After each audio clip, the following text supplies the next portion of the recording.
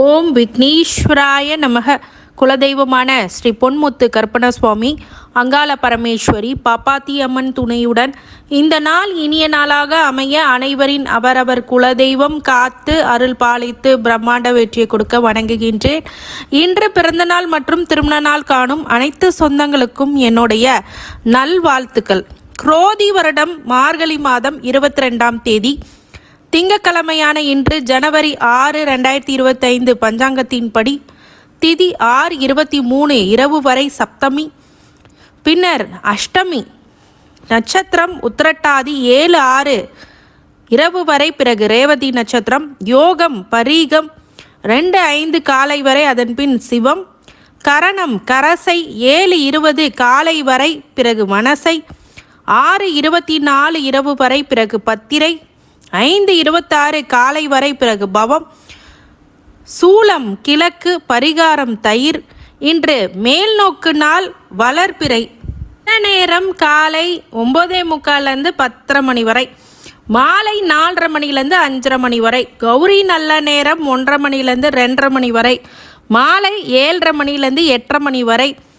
ராகு காலம் 7:30 மணிலேருந்து 9 மணி வரை, குளிகை 1:30 மணிலேருந்து 3 மணி வரை, யமகண்டம் 10:30 மணிலேருந்து 12 மணி வரை. இன்றைக்கு சிதம்பரம் ஸ்ரீ சிவபெருமானுடைய புறப்பாடு, திருப்பெருந்துறை ஸ்ரீ மாணிக்கவாசகர் திரிபுர சம்ஹார லீலை, இரவு கைலாச பர்வத வாகன பவனி, கரூர் ஸ்ரீ ரங்கநாதர் புறப்பாடு அப்படிங்கிற விஷயம்லாம் இன்றைக்கி இருக்குது. இன்றைக்கி வளர்பிறை அப்படிங்கிறதுனால இன்றைக்கி திங்கக்கிழமையும் கூட உத்திரட்டாதி நட்சத்திரம். இந்த உத்திரட்டாதி நட்சத்திரத்தில் பிறந்தவங்க எல்லாமே இன்றைக்கி ஜென்ம நட்சத்திரமாக இருக்கிறவங்களுக்கு குலதெய்வ வழிபாடு மற்றும் இஷ்ட தெய்வ வழிபாடு, மார்கழி பூஜைகள் எல்லாமே இந்த உத்திரட்டாதி நட்சத்திரம் மீனராசியில் பிறந்தவங்களுக்கு இன்றைக்கி உத்தமமான ஒரு நாள். இந்த நாளில் சாமி தரிசனம் பண்ணும் போது எந்த சாமியாக இருந்தாலும் சரி, இஷ்ட தெய்வமோ குலதெய்வமோ, உத்திரட்டாதி நட்சத்திரத்துக்காரங்க இன்றைக்கி அர்ச்சனை அபிஷேகம் பண்ணும் போது இந்த உத்திரட்டாதி நட்சத்திரத்தில் பிறந்தவங்களுக்கு மேன்மைகள் அதிகரிக்கும். விநாயகர் கோயிலில் போயிட்டு கூட நீங்கள் பண்ணலாம். இந்த திங்கக்கிழமையில் இந்த தேங்காய் விளக்கு அப்படின்னு சொல்லுவாங்க இல்லையா, இந்த தேங்காய் விளக்கு போடுங்க. ஒருவேளை மீனராசிக்காரங்களுக்கு கேது திசை யாருக்காவது நடந்துச்சுன்னா திங்கக்கிழமையில் கண்டிப்பாக உத்திரட்டாதி நட்சத்திரத்துக்காரங்க தேங்காயில் விளக்கு போடுங்க. தேங்காய்ங்கிறது ஒரு சிவனுடைய அம்சம். தேங்காய்ங்கிறது சிவனுடைய அம்சம் இல்லாமல் முக்கண்ணும் அதில் தான் இருக்குது. அதனால் 3 கண் உடையவர், முக்காலத்தையும் அறிந்தவர் சிவபெருமான். அந்த சிவபெருமானை வழிபடுறதுக்கு தேங்காய் அப்படிங்கிறது பயன்படுத்த அவ்வளோ ஒரு சக்தி வாய்ந்த வழிபாடு. அது சாதாரண வழிபாடு கிடையாது. தேங்காவை உடைத்து அதில் எண்ணெயை ஊற்றி நல்லெண்ணெய் ஊற்றி பஞ்சு திரி போட்டு நீங்கள் விளக்கேற்றி வாருங்கள். விநாயகர் வழிபாடு பண்ணி பாருங்கள். இந்த 7:30 சனியோடைய தாக்கம் அப்படிங்கிறது இருக்காது. இதை மீனராசிக்காரங்க பண்ணலாம். இன்றைக்கி முக்கியமாக உத்திரட்டாதி நட்சத்திரத்துக்காரங்க பண்ணும்போது நல்ல மேன்மைகள் கிடைக்கும். அதே மாதிரி வீட்டில் மகாலட்சுமி குடியேறதுக்கு ஒரு சில சூட்சமங்கள் அப்படிங்கிறது நீங்கள் பயன்படுத்தலாம். உங்கள் வீடு என்றைக்குமே முதல்ல சுத்தமாக இருக்கணும். அந்த சுத்தம் தான் மகாலட்சுமிக்கு முதல் ஸ்டெப். எல்லா வீட்லேயும் என்ன கேட்குறீங்க, எல்லாமே ஃபோன் பண்ணி அஸ்ட்ரோ கன்சல்டேஷன் எடுக்கும்போது எங்கள் வீட்டில் மகாலட்சுமி கடாச்சம் வர்றதுக்கு நாங்கள் என்ன பண்ணணும்னு கேட்குறாங்க. நான் பொதுவாக என்ன சொல்கிறேன் அப்படின்னா, கண்டிப்பாக எல்லா வீட்லேயும் லக்ஷ்மி கடாச்சம் ஏற்படுவதற்கு முக்கியமான சில பொருட்களை பயன்படுத்தும் போது கண்டிப்பாக வீட்டில் லக்ஷ்மி கடாச்சம் உண்டாகும். வாரத்தில் 2 முறை வீட்டை துடைக்கணும்.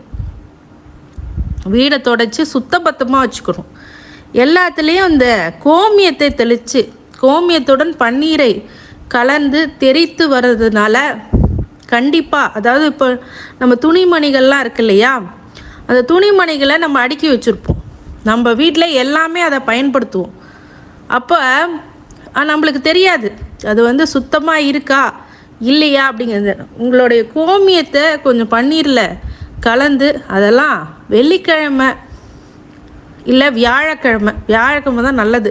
வியாழக்கிழமை அப்போ உங்கள் துணிமணிகளில் கொஞ்சம் தெளிச்சிட்டு அதுக்கப்புறம் வியாழக்கிழமை வீடை சுத்தபத்தமாக தொடச்சிட்டு அதன் பிறகு விளக்கேற்றி வழிபடுங்கள். இந்த வீடு சுத்தம் பண்ணணும் அப்படின்னாலே எல்லாத்துக்கும் என்னென்னா விளக்குமாறு தொடப்போன்னு சொல்லுவாங்க சில இடத்துல. அதை வச்சு க்ளீன் பண்ணி வீட்டை ஃபுல்லாக க்ளீன் பண்ணி மாப் போடுவாங்க. அந்த மாப் போடும் போது ஒன்று நல்லா தெரிஞ்சுக்குங்க. கல் உப்பு இருக்கு இல்லையா, கல் உப்பு, மஞ்சள் தூள், பன்னீர், கோமியம் அதெல்லாம் கலந்துக்குங்க. அதுக்கப்புறம் இந்த கோமியத்தை கலந்துக்கிறது ரொம்ப நல்லது. வீட்டில் உள்ள அசுத்தங்கள் தேவையில்லாத தீட்டு துடைத்து அப்படிங்கிறது சொல்லுவாங்க. அதாவது வீட்டில் வறுமை நிலை, கஷ்டம் அப்படிங்கிறதெல்லாம் நீங்கக்கூடியதாக இருக்கும்.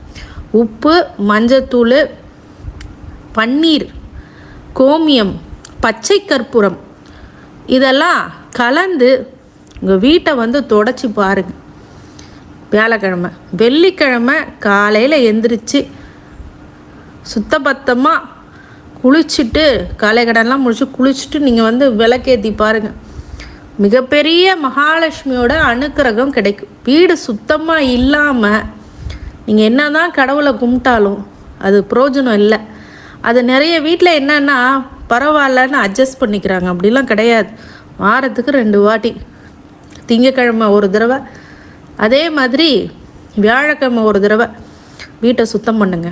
அப்போ தான் மகாலட்சுமி கடாட்சம் அப்படிங்கிறது அந்த இடத்துல உருவாகும். அதே மாதிரி நிறைய விஷயங்கள் சொல்லிக்கிட்டே போகலாம் மகாலட்சுமி கடாட்சத்துக்கு. குலதெய்வ வழிபாடு பண்ணணும். குலதெய்வத்தோடைய அனுகிரகம் இருந்தால் தான் மகாலட்சுமியோட அனுகிரகமும் நம்ம வீட்டில் கிடைக்கும். சுத்தபத்தமான வீட்டில் தான் மகாலட்சுமி கால் எடுத்து வைப்பாங்க. அப்போ அந்த சுத்தம் சோறு போடும் அப்படிங்கிறதுக்கு அந்த காலத்தில் பழமொழி சொல்லுவாங்க. அது உண்மையாக என்னென்னா மகாலட்சுமி அப்போ தான் வீட்டுக்குள்ளே வருவாங்க. அதே மாதிரி வீட்டுக்கு வெளியில் இந்த வராண்டாலெல்லாம் இந்த சுத்தபத்தம் இல்லாமல் அசுத்தமாக வச்சுக்கிறது, உடஞ்ச பொருளை வைக்கிறது, தொடப்பம், விளக்கமாறுன்னு சொல்லுவாங்க ஒரு சில இடத்துல, தொடப்பம் இதெல்லாம் போட்டு வைக்கிறது, அந்த எல்லாத்தையும் எடுக்கக்கூடிய அந்த படிநிலைகள், அதாவது இந்த டஸ்ட்பின்னு, அதில் குப்பை, இதெல்லாம் வீட்டுக்கு முன்னாடி வைக்காதீங்க. வீட்டோடைய கதவுலையோ வீட்டோடைய வாசப்படியில் தான் மகாலட்சுமி குடியேறுவாங்க. முதல்ல ஸ்டெப் அங்கே தான் வைப்பாங்க. கடவுள் யாராக இருந்தாலும் வாசப்படி வழியாக தான் வருவாங்க. அதனால் அந்த வாசலை சுபீட்சமாக வச்சுக்கோங்க. என்ட்ரன்ஸே தவறாக இருந்துச்சுன்னா அப்புறம் எங்கே உள்ளே வர முடியும்?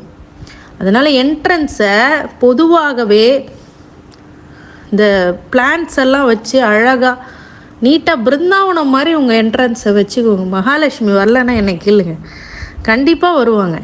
அது மாதிரி சில விஷயங்கள், சின்ன சின்ன ஒரு தாத்பரியம், சின்ன சின்ன பரிகாரம், சின்ன சின்ன விஷயங்கள் தான் நம்ம வாழ்க்கையில் ஒரு பாசிட்டிவான ஒரு சேஞ்சஸ் கண்டிப்பாக கிடைக்கும். அது மாதிரி இந்த மாதிரி விஷயத்தில் பண்ணிக்கோங்க. அது ரொம்ப நல்லதை கொடுக்கும். நிறைய விஷயங்கள் நான் சொல்லிகிட்டே வரேன். ஒவ்வொரு நாளும் ஒவ்வொரு தகவலை சொல்லிட்டு வரேன். அதை நீங்கள் செஞ்சு பாருங்கள். அதன் பிறகு வாழ்க்கையில் முன்னேற்றம் அப்படின்னு அடையலைன்னா நீங்கள் கேட்கலாம். அதை கவனமாக செஞ்சிங்கனாலே போதும். உங்கள் வீட்டை முதல்ல சுத்தமாயிங்க. என்ட்ரன்ஸை ப்ராப்பராக வச்சுக்கோங்க. என்ட்ரன்ஸில் கண்ணா பின்னான்னு பொருளை போட்டிங்கன்னா உள்ளுக்குள்ளே எந்த ஒரு கடவுளும் கால் வைக்க மறுப்பார். இது மார்கழி மாதம் நல்ல சுத்தபத்தமாக வாசலை தெளித்து, உங்களுக்கு அப்பார்ட்மெண்ட்டாக இருந்துச்சுன்னா தயவுசெய்து ஒரு மஞ்சள் தூள், கொஞ்சோண்டு கோமியம் விற்கிது, கோமியம்லாம் பூஜை கடையிலலாம் விற்கிது அது, அப்புறம் சாணம் பவுட்ரு கூட இப்போல்லாம் விற்கிறாங்க. சின்ன லைட்டாக கொஞ்சம் போட்டு அப்படியே தொடச்சிட்டு ஒரு கோலத்தை, கோலப்பொடியெலாம் இல்லைங்க, கோலப்பொடி போட்டால் பிரச்சனை வருங்க அப்படி சொன்னீங்கன்னா பச்சரிசி ஊற வச்சு அரைச்சி அதில் கோலம் போடுங்க. அதுதான் மிகப்பெரிய புண்ணியம். இந்த பச்சரிசியில் ஒரு எறும்பு எடுத்துகிட்டு போனாலும் அது தன்னுடைய மழைக்காலங்களில் கூட்டில் கொண்டு போயிட்டு வச்சுக்கும். அது சாப்பிட்டுச்சுனாலே இந்த மழைக்காலத்தில் எங்கேயும் வெளியில் போக முடியாது. அந்த எறும்பு தன் சேகரித்த உணவை உண்பதன் மூலம் 108 பிராமணர்களுக்கு தானம் கொடுப்பதற்கு சமமானது அப்படின்னு சொல்லலாம். அந்த சமமான விஷயத்தை அது பண்ணும்போது நம்மளுக்கு அந்த கர்மானது குறைந்து அர்த்தாஷ்டமா அஷ்டமா 7.5 சனியுடைய தாக்கம், கர்மானால் வருகின்ற பிரச்சனைகள் எல்லாமே மிகப்பெரிய அளவில் குறையும் அப்படிங்கிறது ஒரு உண்மையான ஒரு சிம்பிளான பரிகாரம் வழிபாடுன்னு சொல்லலாம். இது மாதிரி தொடர்ந்து என்னுடைய பதிவை பார்க்கும்போது உங்களுக்கு உபயோகமான பல தகவல்களை நான் சொல்ல இருக்கிறேன். அதை நீங்கள் ஃபாலோ பண்ணும் போது கண்டிப்பாக உங்கள் வாழ்க்கையில் சேஞ்சஸ் இருக்கும், கண்டிப்பாக சேஞ்சஸ் இருக்கும். இப்போது ராசி பலன்களை நம்ம தெரிஞ்சுக்கலாம். சந்திராஷ்டம நட்சத்திரம் இன்றைக்கி மகம் பூர நட்சத்திரம். இன்றைக்கி கிரக நிலவரங்கள் பார்க்கும்போது ரிஷபத்தில் குரு வக்ரமாயிருக்காரு, கடகத்தில் செவ்வாய் வக்ரமாயிருக்காரு, கன்னியில் கேது, தனுசில் சூரியன் புதன், கும்பத்தில் சனி சுக்கிரன், மீனத்தில் ராகு. சந்திரனுடைய அடிப்படையில் இன்றைக்கி எப்படி ராசி பலன்கள் இருக்கும் அப்படின்னு பார்க்கலாம். மேஷ ராசிக்காரங்கள் நன்மைகள் அதிக அளவில் ஏற்படக்கூடிய ஒரு நல்ல நாள் அப்படின்னு சொல்லலாம். உத்தியோகத்தில் நல்ல பெயர் புகழ் அப்படிங்கிறது கிடைக்கும். தொழில்துறையில் மாற்றங்கள் ஏற்படும். அனைத்து துறைகளிலுமே உங்களுடைய வெற்றி அப்படிங்கிறது சாத்தியமாகக்கூடிய நல்ல நாள். இன்றைக்கி நல்லது நடக்குமா எனக்கு அப்படின்னு கேட்டிங்கன்னா, வெற்றி கிடைக்குமான்னு கேட்டால் உங்களுக்கு நல்லது நடக்கும். வெற்றிக்கும் நல்லதுக்கும் நிறைய வித்தியாசம் இருக்குது. வெற்றி பெறுவதுன்னா எல்லா நல்லதோ கெட்டதோ வெற்றிங்கிறது காமன். நன்மை அப்படிங்கிறது காமன் கிடையாது. உங்களுக்கு எது நல்லதோ கடவுள் இன்றைக்கி அனுகிரகமாக கொடுப்பார். அந்த கிரக சூழ்நிலைகள் தான் அப்படி இருக்குது. நல்ல செய்திகள் அப்படிங்கிறது உங்களுக்கு வரும். வெளிநாடு செல்லக்கூடிய ஆப்பர்ச்சுனிட்டிஸ் அப்படி வரும். மேஷ ராசிக்காரங்களுக்கு பொதுவாகவே இந்த அஸ்வினி பரணி அதாவது அஸ்வினி பரணி கார்த்திகை நட்சத்திரத்துக்காரங்க பார்த்தீங்க அப்படின்னா, பொதுவாகவே இந்த நட்சத்திரத்துக்காரங்களுக்கு ஃபஸ்ட்டு அஸ்வினிக்கு கேது நட்சத்திரம், பூரத்துக்கு அதாவது பரணிக்கு சுக்கிரனுடைய நட்சத்திரம், அதே மாதிரி கார்த்திகைக்கு சூரியனுடைய நட்சத்திரம். அது அந்தந்த திசை ஆரம்பிக்கும். ஒருவேளை ராகு திசை நடக்குது எனக்கு, அப்புறம் ராகு திசை நடந்துச்சின்னு வச்சுக்கோங்களேன், ரொம்ப கவனமாக இருக்கும், சரிங்களா? அதே மாதிரி சனி திசை நடந்துகிட்ருக்குங்க, ரொம்ப ரொம்ப கவனமாக இருக்கணும். இப்போ 7.5 சனி வேறு வரப்போகுது. ராகு திசை என்ன பண்ணும், பொதுவாகவே ஒருத்தவங்களுக்கு ராஜயோகம் கொடுத்து ஒருத்தர் குப்பையில் கொண்டு போய் தள்ளிடும். அதனால் மேஷ ராசிக்காரங்க ரொம்ப கவனமாக இருக்கணும். ராகு திசையில் இப்போ இருக்கிறீங்க அப்படின்னா கண்டிப்பாக கவனமாக இருக்கணும். ராகு வீடு கொடுத்தவனுடைய பலனை கொடுக்கும். ஒருவேளை நல்ல கிரகங்கள் வீடு கொடுத்துருந்தா உங்கள் ஜாதகத்தில் ரொம்ப நல்ல பலனை கொடுப்பார். இல்லை மோசமான விஷயத்தில் ராகு இருக்கார் அப்படின்னா இந்த தசாபுத்திகளும் உங்களை பாதிக்கும். அதனால் ராகு திசை, ராகு அந்தரம், இந்த மாதிரி ஏதாவது ஒன்று நடக்குது, ராகுக்கு தசை ராகு புத்தி நடக்குது இப்படி இருந்தால் தயவுசெய்து ராகு திசை அப்படி இருந்தாலே நீங்கள் பக்கத்தில் ஏதாவது ஜோதிடர்கிட்டையோ இல்லை எனக்கிட்ட அஸ்ட்ரோ கன்சல்டேஷனோ பண்ணிக்கிங்க. ஏன்னு கேட்டிங்க அப்படின்னா, பண்ணிக்கோங்கன்னு சொல்கிறதுக்கு ஒரு காரணம் இருக்குது. பொதுவாகவே ஒரு டாக்டர்ஸ் பார்த்திங்க அப்படின்னா, ஒரு நோயுள்ள ஒரு பேஷண்ட்டை என்ன பண்ணுவாங்க, அவங்களுக்கு எப்படி சிவியாரிட்டி இருக்கோ அதை பொறுத்து தான் பல டேப்லெட்ஸை சொல்லுவாங்க இல்லையா? அது மாதிரி இப்போ நீங்கள் போய்ட்டு ஒன்றுமே இல்லாமல் ஐசியூவில் போய் ஜாயின் பண்ணுங்கன்னு ஒரு டாக்டர் சொல்ல மாட்டாங்க. அது மாதிரி தான் ஒரு அஸ்ட்ராலஜர் உங்களுக்கு ஒரு தேவையில்லாத கைடன்ஸ் கொடுக்க மாட்டாங்க. அது மற்றவங்க எப்படியோ தெரில, நான் கண்டிப்பாக கொடுக்க மாட்டேன். அந்த கைடன்ஸ் ப்ராப்பராக இருக்கும். இப்போ உங்களுக்கு தசாபூத்திகள் எப்படி இருக்கும் அப்படின்னா, சந்திர திசையாக இருக்குது, செவ்வாய் திசையாக இருக்குது அப்படின்னா கூட சந்திர திசை மன அழுத்தத்தை கொடுக்கும் மேஷராசிக்காரங்களுக்கு. சில பேர் மன கஷ்டத்தை கொடுக்கும். செவ்வாய் திசை நடந்துட்டுருக்கேங்க, கண்டிப்பாக அறுவை சிகிச்சை ஏதாவது நடக்கும், இல்லை விபத்து, வண்டி வாகனத்தில் ரொம்ப கவனமாக இருக்கும். அந்த மாதிரி காலங்களில் செவ்வாய் திசையில் இருக்கும். அடுத்தது மேஷராசிக்காரங்களுக்கு ராகு திசை போயிட்டுருக்குன்னா, பெண்களாக இருக்கும்போது ஆணுக்கிட்டேயோ, ஆணாக இருக்கும்போது பெண்ணுக்கிட்டேயோ ரிலேஷன்ஷிப்பு ஏதாவது விஷயங்கள் இருந்ததுன்னா தவறான ஒரு விஷயங்களை தவிர்க்கிறது அப்படிங்கிறது நல்லதை கொடுக்கும். பொதுவாகவே பார்த்தீங்க அப்படின்னா மேஷராசிக்காரங்களுக்கு அந்த ராகு திசை சட்ட சிக்கலை உருவாக்கும். அதனால் என்ன திசை நடக்குதுன்னு முதல்ல செக் பண்ணிக்கங்க. குரு திசை நடக்குதுங்க அப்படின்னா உங்கள் ஜாதகத்தில் குரு நல்ல நிலைமையில் இருக்கணும். குரு நல்லவராக இருந்தார்னா மேஷத்துக்கு நன்மை. குரு நல்ல நிலையில் இல்லைன்னா அதுவும் பாதகம். அவயோக திசைன்னு நடக்கக்கூடாது. குருவே பாதகம் பண்ணுவார் சில ஜாதகத்துலலாம். அதையும் பார்த்துக்கோங்க. குரு திசை நல்லா இருக்குன்னா நல்ல குடும்ப அமைப்பு அமையும். ஆனால் இந்த 7.5 சனி சில சிக்கல்களை உருவாக்கும். சனி திசை நடந்துகிட்ருக்குங்க அப்படின்னா என்ன பண்ணுறது? சனி திசை தான் 7.5 சனிக்கு வரவே கூடாத திசை. கொஞ்சம் வயசான பிறகு வரும் மேஷராசிக்காரங்களுக்கு. ஒரு சில பேருக்கு சீக்கிரமாக வரும், ஒரு சில பேருக்கு ரொம்ப வயசான பிறகு வரும். பொதுவாகவே பார்த்திங்கன்னா அவ்வளோ சனி திசை வர்றதுக்கு வாய்ப்பு இல்லை மேஷராசிக்காரங்களுக்கு. ஏன்னா ஃபஸ்ட்டு கேது திசை, சுக்கிர திசை, சூரிய திசை, சந்திர திசை, செவ்வாய் திசை, ராகு திசை, குரு திசை, அப்புறம் தான் சனி திசை. அப்போ சனி திசை வந்து ரொம்ப ரொம்ப ரொம்ப காலங்கள் ஆகும். அதனால் அதை பற்றி பேச வேண்டாம். ராகு திசை மட்டும் ஏதோ நடந்துகிட்ருக்குன்னா அது கொஞ்சம் கவனிங்க. குரு திசை அவயோகமாக இருக்கா யோகமாக இருக்காங்கிறதும் செக் பண்ணிக்கிங்க. சந்திர திசை, சூரிய திசையெல்லாம் பார்த்துக்கோங்க. மாணவர்களாக இருக்கும் போது கல்வியில் மந்த நிலை அப்படிங்கிறது ஏற்படும். அதனால் உஷாராக ஜாதகத்தில் என்ன இருக்குதுன்னு பார்த்துக்கோங்க. கடவுளுடைய அருள் உங்களுக்கு எப்போதும் இருக்க வேண்டும் என்று நான் உங்களை வாழ்த்துகின்றேன். இந்த மேஷராசிக்காரங்க இன்னைக்கு முருகப்பெருமானை வழிபடுறது நல்லது. அதே மாதிரி இந்த திங்கக்கிழமைகளில் விநாயகர் வழிபாடு, தேங்காயில் விளக்கு போடுங்க. முக்கண்ணுள்ள தேங்காயில் விளக்கு போடுங்க. எத்தனை தேங்காய் போட்டு விளக்கு போடணும்? முடிஞ்சால் 2 மூடி தேங்காய். ஒரு தேங்காய் உடைச்சா 2 மூடி வரப்போகுது. அந்த 2 மூடி தேங்காவை எடுத்து நல்லெண்ணெய் ஊற்றி பஞ்சுத்திரி போட்டு விளக்கேற்றி வாங்க. அது நல்ல பலனாக கொடுக்கும். சிவபெருமானை வழிபடுங்க. மனசார ஒரு இஷ்ட தெய்வத்தை தேர்ந்தெடுத்துக்கோங்க. அது உங்களை வெற்றி கொடுக்கும். அதே மாதிரி உங்கள் தசா என்ன தசா இருக்குதோ அதை பார்த்து கண்டிப்பாக நீங்கள் அந்த தெய்வத்தை பிடிங்க. இப்போ எக்ஸாம்பிள் ராகு திசை அப்படின்னா துர்க்கை அம்மனை வேண்டிக்கிங்க. குரு திசையாக இருந்தால் தட்சிணாமூர்த்தியை வேண்டுங்க. சனி திசைக்கு வாய்ப்பு இல்லை.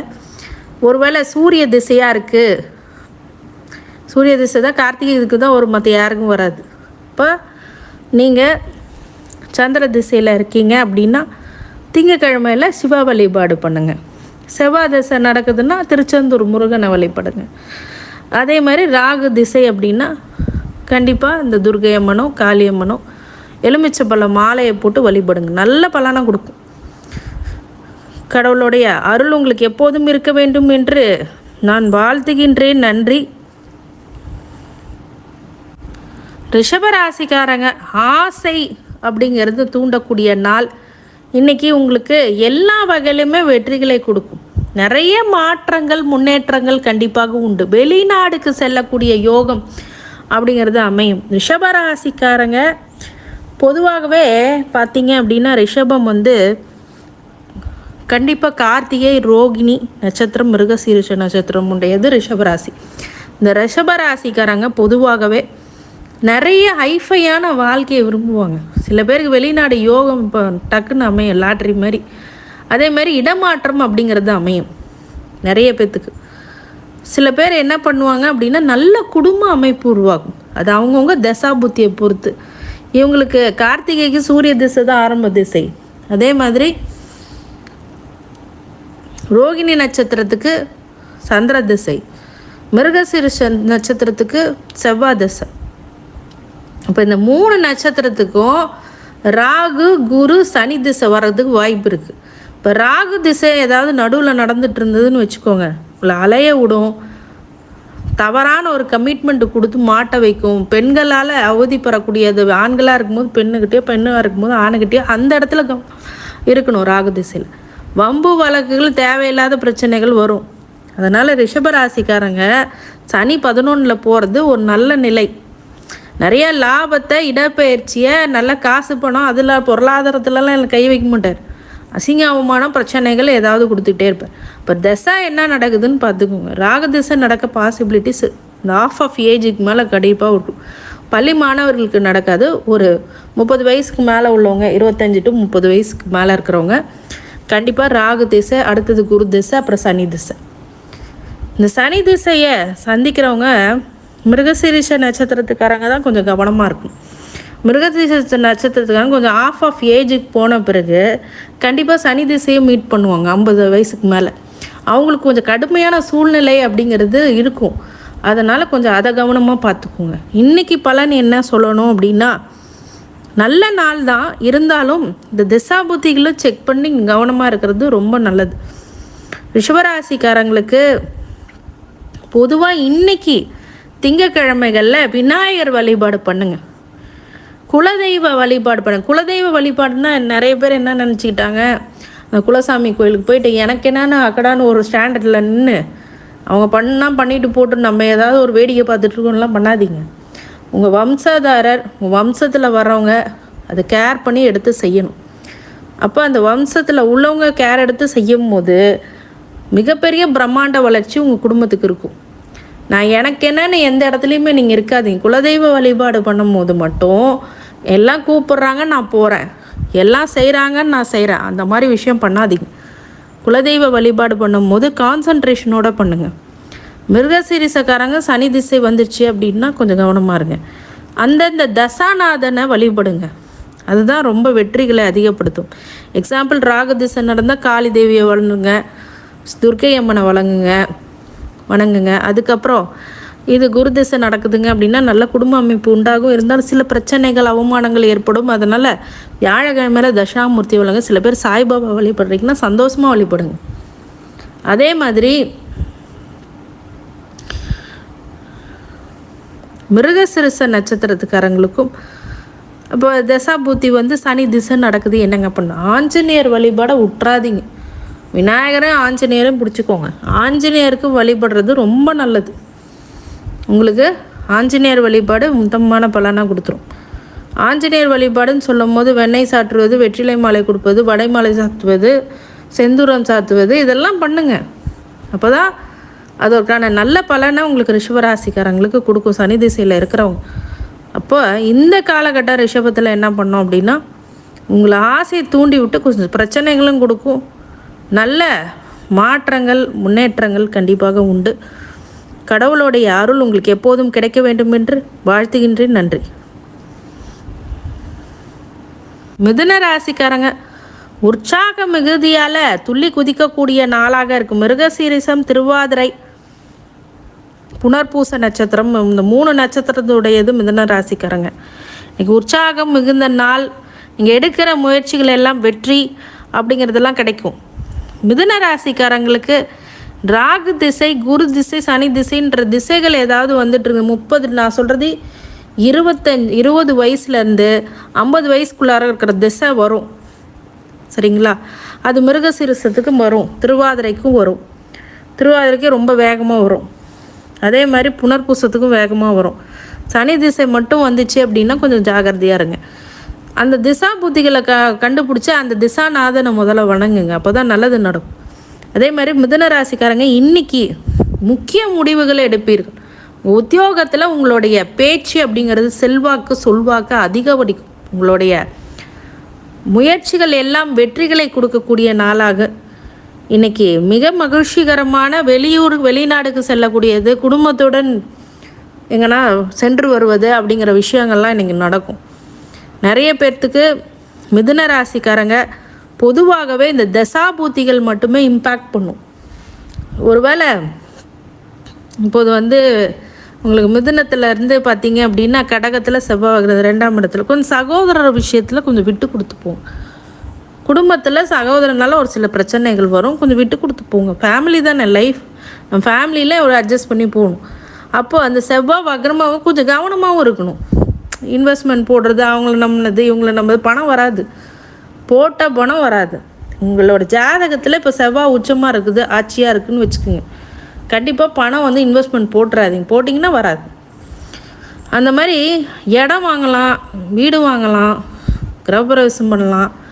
அதே மாதிரி நிறைய விஷயங்கள் இப்போது உங்களுக்கு சாதகமாகவே அமையக்கூடியதாக இருந்தாலும் ஒரு சில இடத்துல கவனமாக இருக்கும். கடவுளோட அருள் உங்களுக்கு எப்போதும் கிடைக்க வேண்டும் என்று உங்களை வாழ்த்துகின்றேன். நன்றி. கடகராசிக்காரங்களுக்கு புகழ் உண்டாகக்கூடிய நாள், உங்களுக்கு புகழின் உச்சாணிக்கு செல்லக்கூடிய நாளாக இன்றைக்கி இருக்குது. உங்கள் சொல்வாக்கு செல்வாக்கு அப்படிங்கிறத அதிகரிக்கக்கூடிய நாள். உங்களுக்கு ஜனனகால ஜாதகத்தில் இப்போது தசாபுத்தி என்ன நடக்குது அப்படின்னு பார்த்துக்கோங்க. இன்கேஸ் எனக்கு கடகராசிக்காரங்க புனர்பூசம், பூச நட்சத்திரம் அப்படிங்கிறதெல்லாம் இருக்குது, ஆயிலே நட்சத்திரம் இப்படிலாம் இருக்குன்னா கண்டிப்பாக புனர்பூசத்துக்கு என்ன திசை வரும் அப்படின்னா குரு திசை, செவ்வாய் திசை, சந்திர திசை, குரு திசை, செவ்வாய் திசை, ராகு திசை, இந்த சனி திசை, இந்த மாதிரி திசைகள் வரும்போது கண்டிப்பாக இந்த பூச நட்சத்திரத்துக்குலாம் முதல்ல சனி திசை வந்துடும். புனர்பூசத்துக்கு முதல்ல குரு திசை வந்துச்சுன்னா அடுத்தது இங்கே பூசத்துக்கு சனி திசை முதல் திசை, ஆயிலத்துக்கு புதன் திசை. அப்போ குரு சனி புதன் அப்படின்னு கண்டினியூவாக அவங்களுக்கு ஒவ்வொரு நட்சத்திரத்துக்கு ஒவ்வொரு நட்சத்திரத்துக்காரங்க முதல் திசையாக வரும். சனி திசையெல்லாம் வந்துச்சு மாணவர்களாக இருக்கும்போது பூச நட்சத்திரக்காரங்க ரொம்ப கவனமாக இருக்கும். அப்பாவோடைய விஷயங்கள்லாம் ரொம்ப கவனமாக கடகராசிக்காரங்க இருக்கணும். அப்பாவோடைய சோதனை காலம், அப்பாவுக்கு தான் சோதனை இப்போது. ஏன்னா வீட்டு தலைவனுக்கு தான் அந்த சனி திசை சேராகும். அடுத்தது புனர்பூசத்துக்கு குருக்கு அப்புறம் சனி திசை அப்படிங்கிறதுலாம் அவங்களும் ஜாகிரதையாக தான் இருக்கும். ஆயில நட்சத்திரத்துக்கு சனி திசை வாய்ப்பே இல்லை, புதன் திசை அப்படியே கிராஸ் ஆகி வந்துடுவாங்க. அதுக்கப்புறம் கேது திசை, அந்த கேது திசையில் மட்டும் கொஞ்சம் பிரச்சனை அதிகமாக இருக்கும் குடும்பத்தில். சுக்கிர திசை வந்துச்சுன்னா நீங்கள் சொல்கிறது தான் உங்கள் ஹஸ்பண்டு கேட்பாங்க. ஹஸ்பண்டாக இருந்தால் ஒய்ஃபு, ஒய்ஃபாக இருந்தால் ஹஸ்பண்ட் சொல்கிறது கேட்பாங்க. இந்த மாதிரி சுக்கிர திசை அமோகமாக இருக்கும் கடகராசிக்காரங்க. ஆனால் இந்த அஷ்டம சனினால தான் கொஞ்சம் அவமானங்கள் பிரச்சனைகள் அப்படிங்கிறது ஏற்பட்டிருக்கு கடகராசிக்காரங்க. அதில் தான் கலங்கி நிற்கிறீங்க. மற்றபடி உங்கள் தசா புக்தி பெரிய அளவில் இம்பேக்ட் பண்ணும். இப்போ சுக்கிர திசை நடந்து எனக்கு அஷ்டம சனி நடக்குதுன்னா பொருளாதார ரீதியாக நல்லாயிருக்கும், காசு பணம்லாம் வரும். ஆனால் பிரச்சனை, அவமானம், சங்கடம், தடை, தாமதங்கள் அப்படிங்கிறத கொடுத்துருக்கும். கடகராசிக்காரங்களுக்கு அப்படிப்பட்ட விஷயங்கள் இருக்குது அப்படின்னா செக் பண்ணிக்கிங்க ஃபஸ்ட்டு. இப்போ கடகராசிக்காரங்களுக்கு இன்றைக்கி புகழ் அடையக்கூடிய நாளாக இருக்கும். செயலை பார்த்து எல்லாம் மிரண்டு போவாங்க. அஷ்டம சனி நாள் தாக்கத்தினால் மட்டுமே அவமானம் அப்படிங்கிற சூழ்நிலை இருக்கிறதுனால கொஞ்சம் கவனமாக இருக்கக்கூடிய நாட்கள் கடகராசிக்காரங்களுக்கு. வண்டி வாகனத்தில் ரொம்ப கவனமாக இருக்கணும். நம்ம ஏதோ ஒன்று நினச்சிக்கிட்டு நம்ம பாட்டு வண்டி எடுத்து போனோன்னு வச்சுக்கோங்க, அது எங்கன்னா கொண்டு போய் விட்டுரும். ஏன்னா நேரம் சரியில்லை இல்லையா? அதனால் வண்டி வாங்குங்க, ஸ்பீடு ஏற்றிக்காதீங்க. 120 கிலோமீட்டர் போகிறேன் ஸ்பீடு, அதோடு முடிஞ்சிடும். நம்ம வித்தை காட்டணும்னு சொல்லிட்டு நம்ம உயிருக்கு பாதகம் பண்ணிக்க கூடாதுல்ல. அந்த மாதிரி விஷயங்கள்ல கொஞ்சம் தள்ளி வைங்க. கொஞ்ச நாள் அந்த ஸ்பீடை குறைச்சிக்குங்க. ஏன்னா உங்களுக்குன்னு ஒரு குடும்பம், உங்கள் மீது பாசம் வைத்திருக்கக்கூடிய குடும்பத்தை விட்டு நம்ம எப்படி யோசிக்க முடியாத ஒரு இடத்துக்கு யோசிக்க முடியும்? அப்போ கொஞ்சம் கவனமாக இருக்கக்கூடிய காலகட்டமாக இன்றைக்கி இருக்குது. அதனால் சில விஷயங்களை பார்த்தீங்க அப்படின்னா புகழடையக்கூடியதாக இருந்தாலும் செயல்களில் ஒரு சில ஜாக்கிரதையும் எச்சரிக்கையும் கண்டிப்பாக இருக்க வேண்டும் அப்படிங்கிறது தான் உண்மை. கடவுளுடைய அருள் உங்களுக்கு எப்போதும் இருக்க ஆஞ்சநேயர் வழிபாடு வெற்றிகளை அதிகப்படுத்தும் அப்படின்னு சொல்லலாம். இன்றைக்கி திங்கக்கிழமை இல்லை, கண்டிப்பாக ஆஞ்சநேயர் வழிபாடு பண்ணலாம். அதே மாதிரி விநாயகர் வழிபாடு. கடகராசிக்காரங்க இந்த தேங்காய் முடியில் மட்டும் விளக்கேற்றுங்க. தேங்காய் வந்து பரிசுத்தம். தேங்காயில் தான் கடவுள் வந்து அவர் அனுகிரகம் கொடுத்துருக்காரு, 3 கண்ணு கொடுத்துருக்குறாரு. தேங்காயில் தான் நம்மளுக்கு மொத்தமாக நம்ம உடம்புக்கு, நம்ம தலைக்கு, நம்ம கண்ணுக்கு, நம்ம உடம்புக்கு, ஸ்கின்னுக்கு எல்லாத்துக்கும் நல்லது கொடுத்துருக்குறாரு. அதில் ஒரு தண்ணியை படைச்சி அது ருசியாக குடிக்கக்கூடியதாகவும் ஒரு நல்ல விஷயங்களாகவும் நம்மளுக்கு தேங்காய் இருக்குது. அந்த தேங்காயில் நல்லெண்ணெய் தீபம் ஏற்றி உடனே அடுத்தது என்ன கேட்பீங்க? எத்தனை விளக்கு ஏற்றணும்? உங்களால் முடிஞ்சது ஒரு தேங்காய் உடைச்சி 2 மூடியில் வைங்க. இல்லைங்க எனக்கு ரொம்ப நல்லா வசதி இருக்குது, நல்லா பண்ணணும் அப்படின்னு நினச்சிங்கன்னா 5 தேங்காய் வாங்குங்க, உடைச்சிருங்க.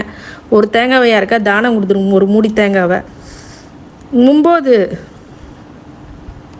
தேங்காய் முடியில் நல்லெண்ணெய் ஊற்றி விளக்கேற்றுங்க. நல்ல பலனை அவர் கண்டிப்பாக கொடுத்தே தீருவார். உங்கள் அஷ்டம சனினால் வருகின்ற தாக்கங்கள் மிகப்பெரிய அளவில் மாறும். அன்னதானம் பண்ணுங்கள், வெற்றிகளை அதிகப்படுத்தும். கடவுளுடைய அருளால் உங்களை வாழ்த்துகின்றேன். நன்றி. சிம்ம ராசிக்காரங்க பொதுவாகவே ஜெயத்தை உண்டாக்கக்கூடிய, வெற்றிகளை அதிகப்படுத்தக்கூடிய காலகட்டமாக இந்த காலகட்டம் உருவாகுது. பொதுவாகவே இந்த சிம்ம ராசிக்காரங்க இந்த கண்டக சனியில் புருஷன் பொண்டாட்டிக்குள்ளேயே சண்டை வந்துருக்கும். கணவன் மனைவி பிரச்சனை பெருசாக இருக்கும். நிறைய பேர் பிரிஞ்சிருக்க வாய்ப்பு இருக்குது. ஏன்னா தசாபுத்தி ஏதாவது ராங்காக இருந்துச்சுன்னு வச்சுக்கோங்களேன். சிம்மராசிக்காரங்களுக்கு வந்து பார்த்திங்கன்னா மகா நட்சத்திரத்துக்கு கேது நட்சத்திரம் ஃபஸ்ட்டு தசை. அதே மாதிரி பூர நட்சத்திரத்துக்கு சுக்கிர தசை. அடுத்தது உத்திர நட்சத்திரத்துக்காரங்களுக்கு சூரிய தசை. இந்த 3 தசை தான் ஃபஸ்ட்டு வரும். ஒவ்வொரு நட்சத்திரத்துக்கும் ஒவ்வொரு தசை வரும் ஃபஸ்ட்டு. அப்புறம் இவங்க சுக்கிர தசையாக இருந்துச்சுன்னு வச்சுக்கோங்க, பொருளாதாரம் அவங்க அம்மா அப்பாவுக்கு நல்லாயிருக்கும் இந்த மக நட்சத்திரத்துக்காரங்களுக்கு. ஆனால் இவங்க அதுக்கப்புறம் சுக்கிர தசை முடிஞ்சோடனே சூரிய தசை, சந்திர தசை, செவ்வாய் தசை எல்லாம் கடந்து கொஞ்சம் போகணும். அதுக்கப்புறம் ராகு திசையெல்லாம் வந்துச்சுன்னா கொஞ்சம் சிரமம். ஒருத்தவங்களை ரொம்ப உச்சாணிக்கு கொண்டு போகும், ஒரு சில பேர் கீழே தள்ளி விட்டுரும். அதே மாதிரி பூரத்துக்கும் சுக்கிர திசை, அதுக்கப்புறம் ராகு திசை மிடில் வரும். 30 to 45, 50க்குள்ளே வரும் இந்த சுக்கிர திசை. ஒவ்வொருத்தருக்கும் ஒவ்வொரு மாதிரி சேஞ்சஸ் ஆகும்ன்ட்டு அந்த டேட் ஆஃப் பர்த்தும் ஏஜும். அது உங்கள் ஜனன கால ஜாதகத்தை இருப்பு வச்சு தான் சொல்ல முடியும். இந்த மாதிரி தசாபுத்திகள் ஏதாவது அவயோகமாக நடந்துட்டு இருந்தால் தான் பிரச்சனை. மற்றபடி இன்றைக்கி ரொம்ப நல்ல நாள், ஜெயத்தை உண்டாக்கக்கூடிய நாள். உங்கள் முயற்சிகள் எல்லாமே வெற்றிகளை கொடுக்கும் கண்டிப்பாக. ஆனால் தசாபுத்திகளை செக் பண்ணிக்கோங்க, அதுதான் நல்லது. சிம்மராசிக்காரங்க கண்டக சனியில் முன்னிருந்து அதுக்கப்புறம் அஷ்டம சனி நோக்கி போயிட்டுருக்கீங்க. எல்லாத்துலேயும் கவனமாக இருங்க.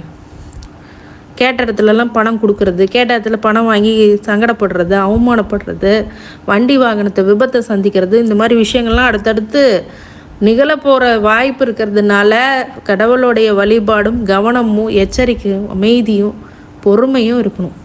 அப்போ தான் நீங்கள் இந்த விஷயத்துலேருந்து தேறி வர முடியும், இல்லாட்டி வர முடியாது. சிம்மராசிக்காரங்க பொதுவாகவே நீங்கள் பெருமாளை வழிபடுறது ஒரு நல்லது. இந்த திங்கக்கிழமைகளில் விளக்கேற்றி வழிபடுங்க, தேங்காய் விளக்கேற்றி வழிபடுங்க. சில பேர் இந்த கால பைரவர்கிட்ட போயிட்டு திங்கக்கிழமையில் இந்த பூசணிக்காய் விளக்கு போடுவாங்க. பூசணி விதையெல்லாம் எடுத்துட்டு நல்லெண்ணெய் ஊற்றி கொஞ்சமாக ஒரு சொட்டு நெய்யை விட்டு அதுக்கப்புறம் இந்த சிகப்பு திரி போட்டு விளக்கேற்றுவாங்க. அதையும் நீங்கள் பண்ணுங்கள். அப்போ தான் இந்த கண்டக சனியோடைய அஷ்டம சனியோடைய பாதிப்பு அப்படிங்கிறதெல்லாம் குறையும். ஆனால் இன்றைக்கி வெற்றிகளை குவிக்கக்கூடியதாக இருந்தாலும் சில முன்னேற்பாடுக்காக இந்த திசாபுத்திகளுடைய பாதிப்பை சொல்கிறேன். அதனால் ரொம்ப கவனமாக இருந்துக்கோங்க. கணவன் மனைவி விஷயத்துலேயும் 3ஆம் நபர் தலையிட இல்லாமல் இருக்கணும். பொருளாதார ரீதியாக, வண்டி வாகனத்தில், எல்லாத்துலேயும் ஒரு செகண்டில் நடக்கும். ஏற்கனவே நடந்து கூட இருக்கலாம்.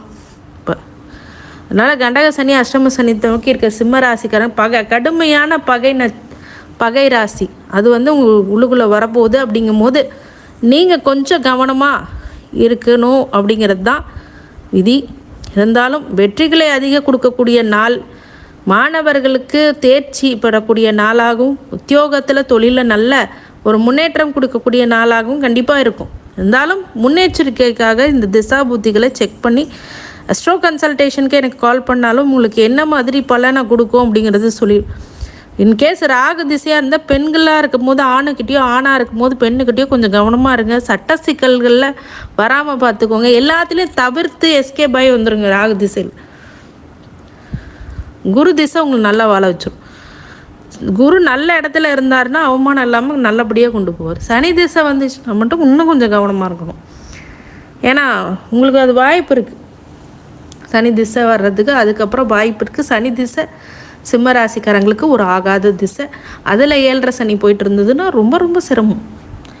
ஒருவேளை அது என்ன அந்தரம் நடக்குது, என்ன நடக்குதுன்னு நம்ம அஸ்ட்ரோ கன்சல்டேஷன் பண்ணும்போது அதுக்கு தப்பிக்கிற வழி இருக்கா, வழிபாடுகள் இருக்கா, இல்லை ஏதாவது மாற்றங்கள் உங்கள் கிரக நிலைகளில் உங்கள் ஜாதகத்தில் நல்ல அமைப்பு இருக்கான்னு பார்க்கணும். அது உங்கள் 10 கூடையவன் வேலையில், ஜாபு இல்லை பிஸ்னஸ், இது உங்கள் 10 கூடையவனை பார்க்கணும் ஜாதகத்தில். அப்போ அந்த 10 கூடையவனும் 10ஆம் அதிபதியும் 10 என்ன கிரகங்கள் இருக்கோ அதை வச்சு தான் முடிவு எடுக்க முடியும். பிஸ்னஸ் பண்ண போகிறீங்களா, 6ஆம் இடத்தை பார்க்கும்போது உத்தியோகம் பண்ண போகிறீங்களா அப்படிங்கிறது நீங்கள் ஆனால் வெற்றிகளை அதிகப்படுத்தும். கடவுளுடைய அருள் உங்களுக்கு எப்போதும் இருக்க வேண்டும் என்று நான் வாழ்த்துகின்றேன். நன்றி. கன்னிராசிக்காரங்க ஆக்கப்பூர்வமான பணிகளை ஈடுபட்டு இன்றைக்கி மிகப்பெரிய வெற்றி அப்படிங்கிறது உங்களுக்கு சாத்தியமாகும். கன்னிராசிக்காரங்க பொதுவாகவே very very very talented person. அதே மாதிரி ரொம்ப கவனமாக உங்கள் செயல்களை ஈடுபடக்கூடியவர்கள். உங்களுடைய விஷயங்களில் பார்த்தீங்கன்னா யாரும் உங்களுக்கு அட்வைஸே பண்ண முடியாது. அந்தளவுக்கு நீங்கள் யோசிச்சு வச்சுருப்பீங்க. ஒரு பிளான் படி தான் நீங்கள் போவீங்க. பிளான் கேம் சேஞ்சரும் நீங்கள் தான். அதாவது ஒரு விஷயத்த இன்னொரு பக்கம் திருப்பி விடக்கூடிய ஒரு முக்கியமான பாயிண்ட்டை கன்னிராசிக்காரங்க இருப்பாங்க. இவங்களுக்கு ஒரு பிரச்சனை என்ன அப்படின்னா, கன்னியில் உத்திரம் இருக்குது, அதே மாதிரி அனுஷம், இந்த மாதிரி நட்சத்திரங்கள் இருக்குது, அதே மாதிரி சித்திரை நட்சத்திரம், சரிங்களா? இந்த 3 நட்சத்திரத்துமே இருக்குது அப்படின்னா கன்னிராசிக்காரங்க திசா புத்திகள் என்ன இருக்குது அப்படிங்கிறது பார்க்கும். சூரிய, சந்திர, செவ்வாய் இந்த மாதிரி திசை இருக்கும். ராகு திசை, சனி திசை, குரு திசை இதெல்லாம் சாத்தியம் மிடில் ஏஜில் வரும் ஒரு சில பேர்த்துக்கு. அந்த திசைகள்லாம் வந்துச்சு அப்படின்னா தயவுசெய்து ரொம்ப கவனமாக இருக்கக்கூடிய காலகட்டமாக அந்த காலகட்டம் பார்க்கு. அந்த ஒவ்வொரு தசாநாதனும் ஒவ்வொரு பலனம் பண்ணுவாங்க. இன்றைக்கி ஆக்கப்பூர்வமான பணியை செஞ்சாலும் உங்கள் தசாபதி சனி திசையாக இருக்குது, ரொம்ப கடுமையான ஒரு நெருக்கடியில் இருக்கிறீங்க. செவ்வாய் திசையில் இப்போ கண்டக சனி வரப்போகுது அப்படின்னா அறுவை சிகிச்சை, உடம்பை பார்த்துக்கணும், ஆரோக்கியத்தை பார்த்துக்கணும், இந்த மாதிரி விஷயங்கள். ராகு திசையாக இருந்தால் பெண்கள்கிட்ட ஆண்களாக இருக்கும்போது கவனமாக இருக்கணும், ஆண்களாக இருக்கும்போது பெண்ணுக்கிட்ட கவனமாக இருக்கணும். அந்த மாதிரி ரிலேஷன்ஷிப்பு, அஃபேரு அப்படிங்கிறதெல்லாம் வச்சிக்கூடாது. இந்த நேரத்தில் ரொம்ப பிரச்சனையில் போய் முடியும். மனைவிக்கு துரோகம் செய்யக்கூடாது. அந்த மாதிரி விஷயங்கள்லாம் ராகு திசையில் கொஞ்சம் கவனமாக இருக்கணும். குரு திசை வரும்போது நல்ல குடும்ப அமைப்பு எல்லாமே வரும், சரிங்களா? அப்போ கன்னிராசிக்காரங்க இந்த திசா புத்திகளை செக் பண்ணுங்கள் ஃபஸ்ட்டு. அதுவே உங்களுக்கு பலனை ரெட்டிப்பாக்கும். கன்னிராசிக்காரங்களுக்கு இன்றைக்கி வழிபாடை அப்படின்னு சொன்னால் திங்கக்கிழமைகளில் நீங்கள் ஆஞ்சநேயர் வழிபாடு பண்ணாலும் சரி, பெருமாள் வழிபாடு பண்ணாலும் சரி, மிகப்பெரிய ஏற்றத்தை கண்டிப்பாக கொடுத்தே தீரும். கடவுளுடைய அருள் உங்களுக்கு எப்போதும் இருக்க வேண்டும் என்று எம்பெருமான் வேண்டுகின்றேன். வாழ்க வளமுடன். நன்றி. துலாம் ராசிக்காரங்க சிந்தனையை சிதற விடுவீங்க. இன்றைக்கி ரொம்ப பிரச்சனைகளை அதிகமாக சந்தித்தாலும் யோசித்து செயல்படுங்க அப்படிங்கிறது தான் இன்றைக்கி முக்கியமான விஷயம். துலாம் ராசிக்காரங்க பொதுவாகவே உங்களுக்கு அதிர்ஷ்டகரமான திசை இருக்கான்னு முதல்ல பாருங்கள். குரு திசையா, சனி திசையா, ராகு திசையா அப்படிங்கிறது, ராகு என்ன திசை நடக்குதுன்னு முதல்ல பாருங்கள். அப்போ தான் நாங்கள் டெய்லி பலனை சொல்லுவோம். ஆனாலும் உங்களோட தசா புத்தியோட இம்பேக்ட் தான் அதிகமாக இருக்கும். அப்போது சிந்தனை அதிகமாக இருக்கக்கூடியதாக கண்டிப்பாக இன்றைக்கி இருக்கும். அப்போ இதை அனலைஸ் பண்ணுங்கள், என்ன திசா போயிட்டுருக்குன்னு. அதைப்படி தான் இம்பேக்ட் ஆகும் இன்றைக்கி வர காலங்களில். துலாம் ராசிக்காரங்க வழிபாடு அப்படின்னு சொல்லும்போது கண்டிப்பாக ஸ்ரீரங்கத்துக்கு போங்க. மகாலட்சுமி வழிபாடு தாயாரோட இருப்பார் பெருமாள். அதே மாதிரி ஸ்ரீவாரி வெங்கடேச பெருமாளை திருப்பதியில் போயிட்டு வேண்டிட்டு வர்றது ரொம்ப உத்தமமான பலனை துலாம் ராசிக்காரங்களுக்கு இருக்குது.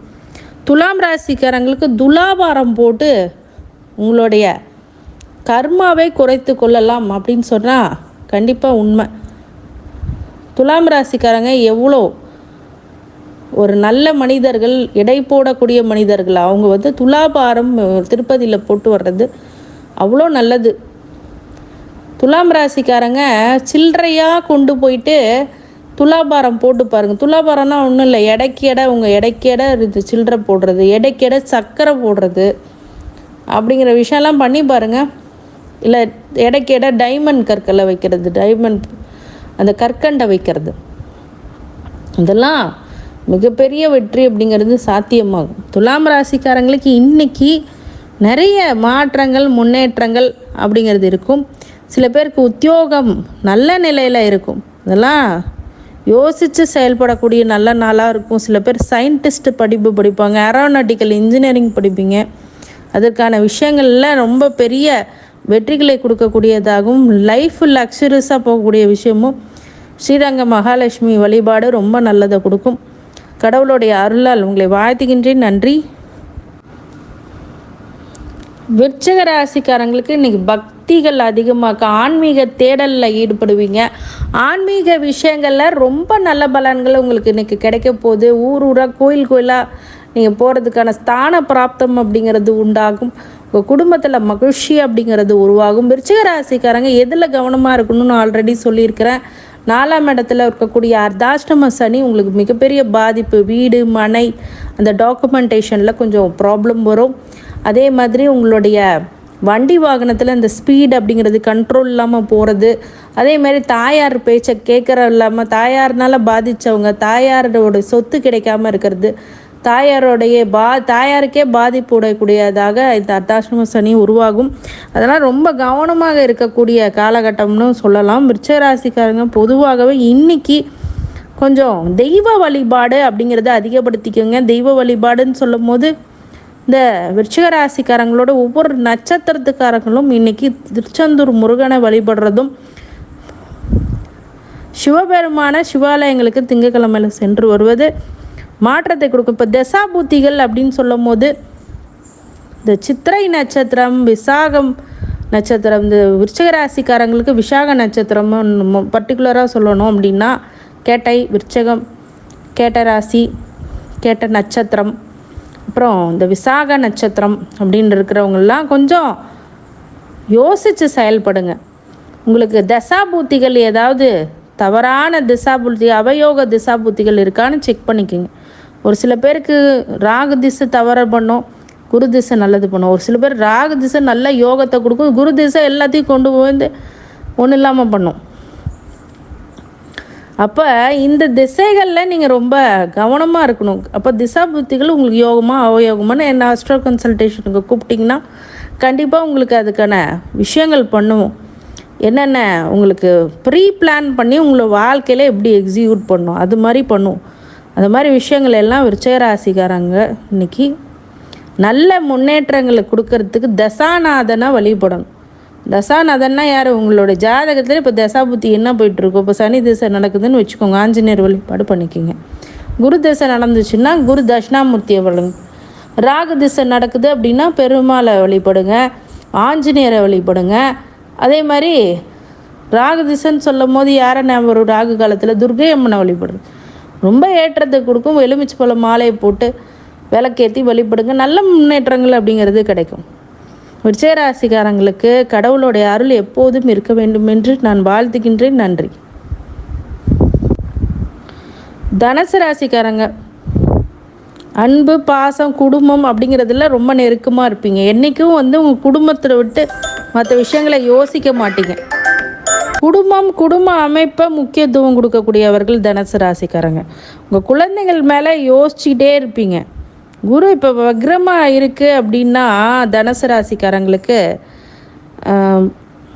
இப்போது உங்கள் பிள்ளைகளால் ஒரு சில மன நிம்மதி அப்படிங்கிறது கெடும். தனுசு ராசிக்காரங்கள் மூலம், பூராடம், உத்திராடம் இந்த மாதிரி நட்சத்திரத்துக்காரங்க தசா புத்திகள் அப்படிங்கிறது நடக்கும்.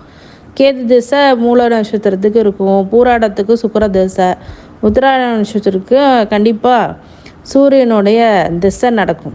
நடுவில் ராகு திசை, குரு திசை, சனி திசை அப்படிங்கிறது கண்டிப்பாக உருவாகும். தனுசு ராசிக்காரங்களுக்கு ராகு திசை நடந்தால் உங்களோட ஜனனகால ஜாதகத்தில் எடுத்துகிட்டு ஒரு அஸ்ட்ரோ கன்சல்டேஷன் பண்ணிக்கிங்க. ஏன்னு கேட்டிங்கன்னா ராகு திசையில் நிறைய தவறுகள் பண்ணக்கூடிய விஷயங்கள் இருக்கும். அதே மாதிரி தனுசு ராசிக்காரங்க தவறு பண்ணக்கூடிய மனநிலையில், ஏன்னா குருவுடைய ராசி தவறு பண்ண மாட்டாங்க. அது நேர சூழ்நிலைகள் உங்களுக்கு யோகமாக அவயோக திசையமாக செக் பண்ணிக்கோங்க. அப்போ தான், ஏன்னா அவங்களுக்கு பாதகமாக அமையும். தேவையில்லாத கனெக்ஷன், தேவையில்லாத ரிலேஷன்ஷிப், தேவையில்லாத ஒரு வம்பு வழக்கு இதெல்லாம் போய் சிக்கக்கூடியதாக இந்த ராகு திசையில் இருக்கும். ராகு திசை எல்லாத்துக்கும் யோகம் கொடுக்காது. ராகு திசை ஒரு சில பேருக்கு சங்கடங்களை, பிரச்சனைகளை, அவமானங்களை கொடுக்கும். ராகு திசை நல்லதும் பண்ணும். சில பேர் அப்போ தான் உச்சாணிக்கு போவாங்க, கொடி கட்டி பறப்பாங்க. அது ராகு நல்லவராக கெட்டவராக அவங்க ஜாதகத்தில் இருக்கணும். அது இருந்துச்சுன்னா தான் உங்களுக்கு பலன் இருக்கும். நான் நாள் பலன் சொன்னால் கூட இந்த தசாபுத்தியோட இம்பேக்டு, இந்த அந்தரத்தோட இம்பேக்டு கண்டிப்பாக இருக்கும். இப்போ தனுசு ராசிக்காரங்க அதை செக் பண்ணிக்கோங்க. தனுசு ராசிக்காரங்கள் குரு திசை நடந்துச்சுன்னா ரொம்ப யோகம். ராசியாதிபதி திசை உங்கள் லக்னத்துக்கு எதிராக இருக்காத பார்த்துக்கணும். ரிஷப லக்னமோ துலாம் லக்னமோ இருக்கக்கூடாது. அப்படின்னா தான் அந்த குரு திசை பாதகம் பண்ணும். அதிலே சில விதிவிலக்கு இருக்குது. குரு வக்ரமாகிறது, குரு மறையிறது, இந்த மாதிரி விஷயங்கள்லாம் நிறைய பிரச்சனைகள்லேருந்து மீண்டு வர்றதுக்கான சூட்சமும் உங்களோட ஜாதகத்தில் ஒளிஞ்சிருக்கும். அதை கண்டுபிடிச்சி கரெக்டாக உங்களுக்கு கைட் பண்ணுறவங்க தான் உண்மையான ஜோதிடர். அப்போ தனுசு ராசிக்காரங்க குரு திசை, சனி திசை நடக்குது அப்படின்னா கொஞ்சம் சனி திசைன்னா கொஞ்சம் சிரமங்களை கொடுக்கும். கும்ப லக்னம், மகர லக்னமாக இருந்தால் பிரச்சனை இல்லை. அதுவும் எந்த இடத்துல இருக்குதுன்னு பார்க்கணும். அப்போ எல்லா லக்னத்துக்கும் சனி நல்லது பண்ணுவாரா அப்படின்னு கேட்டிங்கன்னா அது இருக்கிற இடத்த பொறுத்து பலன்னு சொல்லும். கன்க்ளூஷன் பாயிண்ட் வர்றதுக்கு நிறைய ப்ராசஸ் இருக்குது. அப்போ அந்த ப்ராசஸை பார்த்துட்டு தான் நம்ம சொல்ல முடியும். தனுசு ராசிக்காரங்களுக்கு இந்த 7.5 சனி முடிந்தால் அதோடைய தாக்கங்கள் அதிகமாக இருக்குதுன்னு சில பேர் புலம்பிருப்பாங்க, சில பேர் ரிலீஃப் ஆகிருப்பாங்க. ரிலீஃப் ஆனவங்களுக்கு பிரச்சனை இல்லை, ஏன்னா திசை நல்லா போயிட்டுருக்கும்.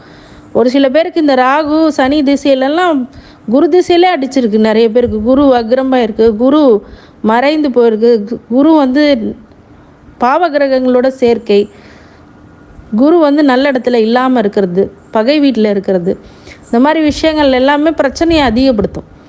அப்போ குரு திசை நடந்தால் மட்டும் நல்லது நடக்கும்னு சொல்ல முடியாது. ஒவ்வொரு ஜாதகத்துலேயும் ஒவ்வொரு விதமான சூட்சமங்கள் கண்டிப்பாக இருக்கும். அது ஒளிஞ்சிருக்கிற சூட்சமத்தை வெளியே கொண்டு வரும். அப்போ என்ன வழிபாடு பண்ணலான்னு தெரியும். இப்போ ஒவ்வொரு திசை நடக்கும்போது ஒவ்வொரு தசாநாதனுடைய கடவுளை தெய்வத்தை வணங்குங்கள், நல்ல பலனை ஏற்படுத்திடும். கடவுளுடைய அருள் உங்களுக்கு எப்போதும் கிடைக்க வேண்டும் என்று வாழ்த்துகின்றேன். நன்றி. மகர ராசிக்காரங்க, அன்பு பாசம் அப்படிங்கிறது உங்கள் குடும்பத்தில் அதிகரிக்கும், மகிழ்ச்சி உருவாகும், உங்கள் குடும்பத்தோடு சென்று வரக்கூடிய வெளியூர் சென்றக்கூடிய விஷயங்கள் அமையும்.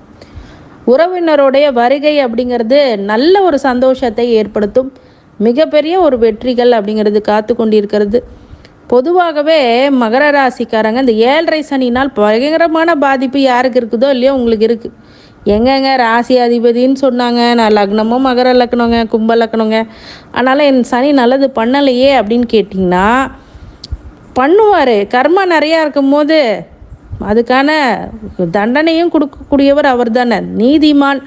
யாராக கூட நீங்கள் இருங்க, உங்களுக்கு நான் என்னென்ன கொடுக்கணுமோ அதை கொடுத்து தான் ஆவேன் அப்படின்னு சொல்கிறவர் சனீஸ்வர பகவான். அப்போ அந்த சனி மற்ற ராசியை கூட விட்டுரும். நீங்கள் ஒரு சின்ன தப்பு பண்ணால் அது பெருசு பண்ணுவார். மகர ராசிக்காரங்க கண்ணீர் விட்டு கதறாத குறைய தான் நிறைய பேர் அந்த நேரத்தில் கஷ்டப்பட்டாங்க. குழந்தைங்கனால, ஃப்யூச்சரை பற்றி, அதே மாதிரி கணவனால் சில பேர், மனைவினால் சில பேர், கடனால் பிரச்சனை, பல விதங்களில் ஏமாற்றம் அப்படிங்கிற மகர ராசிக்காரங்க மீறி வந்திருக்கிறாங்க. அப்போ இவங்களுக்கு தசா புத்தி நல்லா இருந்துச்சுன்னா மட்டும்தான் இவங்களுக்கு யோக திசையா அவயோக திசையா, மேடம் எனக்கு குரு திசை தான் நடக்குது, நல்லது நடக்கும், எனக்கு சனி திசை நடந்தால் நல்லது, என் ராசி அதிபதி நல்லது தானே பண்ணுவார் அப்படிலாம் நினைக்காதீங்க. யோகம் அவயோகங்கிறது ஒரு சனினா நான் கெட்டது பண்ணுவார், ராகுனா கெட்டது பண்ணுவார் அப்படி சொல்ல முடியாது. குரு கூட கெட்டது பண்ணுவார்.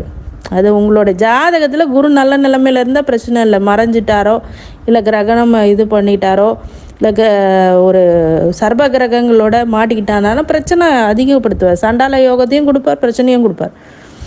மகர ராசிக்காரங்களுக்கு இந்த மாதிரி தசா புத்திகள் ராகு திசை நடக்கும்போது உஷாராக இருக்கணும், குரு திசை நடக்கும்போது உஷாராக இருக்கணும்.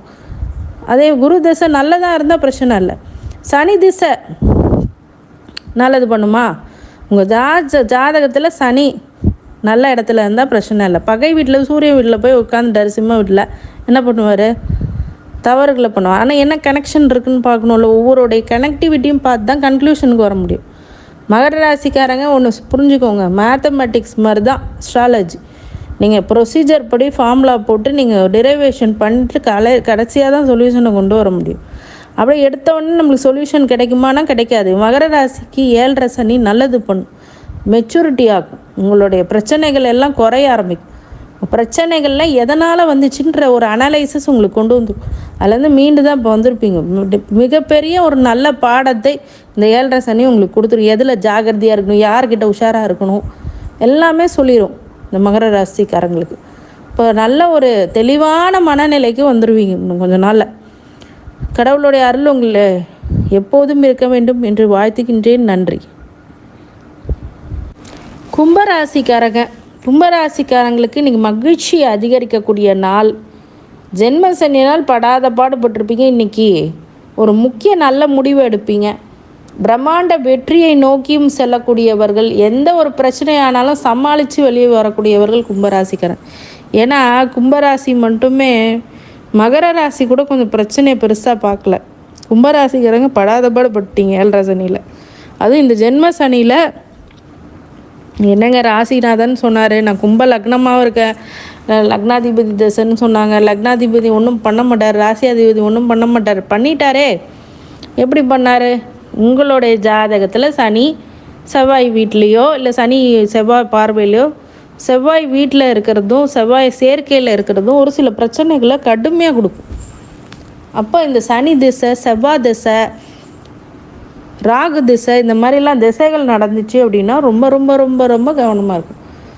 இந்த சூரிய சந்திர சுக்கிரன்லேருந்து சூரிய சந்திர செவ்வாய் ராகு இந்த 4 திசைகளில் 7.5 சனி வந்துச்சுனாலே முதல்ல நம்ம நினச்சிக்க வேண்டியதான் வச்சு செய்ய போகுது அப்படின்னு. சூரிய திசை வந்தால் டாக்குமெண்டேஷன், கவர்மெண்ட் சார்ந்த வழிகளில் பிரச்சனைகள் இருக்கும். அதே மாதிரி சந்திர திசையில் அம்மா மனநிலையினால் ஒரு சில சோர்வுகள், பிரச்சனைகள் அப்படிங்கிறத அதிகப்படுத்தும். அதே இன்னொன்று ஒன்று சொல்கிறேன், இதே கும்பராசிக்காரங்களுக்கு நல்ல தசாபுத்தி போயிட்டுருக்குன்னா இந்த ஜென்ம சனி முடிகிற காலம் வரைக்கும் தான் கடுமையாக இருக்கும். அதுக்கப்புறம் ரொம்ப சூப்பராக போகும். அது யோகமாக அவயோகமான உங்கள் ஜாதகத்தை எடுத்து பார்க்கும்போது தான் தெரியும் என்ன திசை போயிட்டுருக்கு, அது என்ன காரகத்துவத்தில் இருக்குது, ஆதிபத்தியம் வாங்கியிருக்கு அப்படின்றத நீங்கள் பார்க்கணும். அதை பார்த்த பிறகு தான் நன்மைகள் அதிக அளவில் நடக்கும். கும்பராசிக்காரங்களுக்கு இந்த திங்கக்கிழமைகளில் விநாயகரை வழிபடுறதும், விநாயகருக்கு அபிஷேக பொருளை தானமாக கொடுக்குறதும், இல்லை குறைஞ்சது எண்ணெய் நல்லெண்ணெய், எந்த கோயிலையாவது விநாயகர் கோயில் நிறையா இருக்குது. சில கோயிலில் விளக்கே எரிய மாட்டேது. அந்த மாதிரி கோயிலில் கண்டறிந்து அந்த கோயிலுக்கு நீங்கள் எண்ணெய் தானம் பண்ணிங்க அப்படின்னா மிகப்பெரிய ஏற்றத்தை கொடுக்கும். சிவலிங்கத்துக்கு திங்கக்கிழமை நல்லெண்ணெய் அபிஷேகத்துக்கு தானமாக கொடுங்க. நல்லெண்ணெய் இந்த கர்மா குறைந்து உங்களுக்கு நல்ல மாற்றங்கள் கண்டிப்பாக 100% கிடைக்கும். இந்த கும்பராசிக்காரங்க அதை நீங்கள் பயன்படுத்திக்கோங்க. கடவுளுடைய அருள் உங்களுக்கு எப்போதும் கிடைக்க வேண்டும் என்று நான் வாழ்த்துகின்றேன். நன்றி.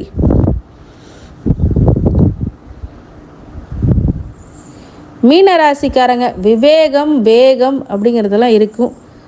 விவேகத்தை பயன்படுத்துவீங்க. இன்றைக்கி கொஞ்சம் யோசித்து செயல்படுவீங்க. நிறைய முன்னேற்றங்கள் காணக்கூடியதாகவும் இருக்கும். இப்போ மீனராசிக்கு பொதுவாகவே திசா புத்திகள் அப்படின்னு சொல்லும்போது புரட்டாதி, உத்திரட்டாதி, ரேவதி நட்சத்திரத்தில் கவர் பண்ணுவீங்க.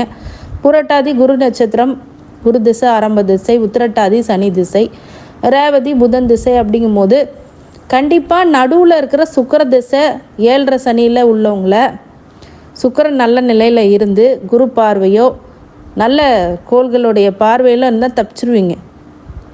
சுக்கிர திசை நான் நடு ஏஜில் உள்ளவங்கள சொல்கிறேன், 30 to 50 ஏஜுக்குள்ளே இருக்கிறவங்கள சொல்கிறேன். இதே சில பேர்த்துக்கு ரேவதி நட்சத்திரத்துக்கெலாம் பார்த்திங்கன்னா சுக்கிர திசை சின்ன வயசுலேயே வந்துட்டு போயிடும். 20 வயசுக்கு மேலே, 20ன்றது ஒரு சில பேருக்கு 15 வயசுலேயே ஆரம்பிச்சிருக்கும். அவங்களுக்கெல்லாம் பிரச்சனை இல்லை.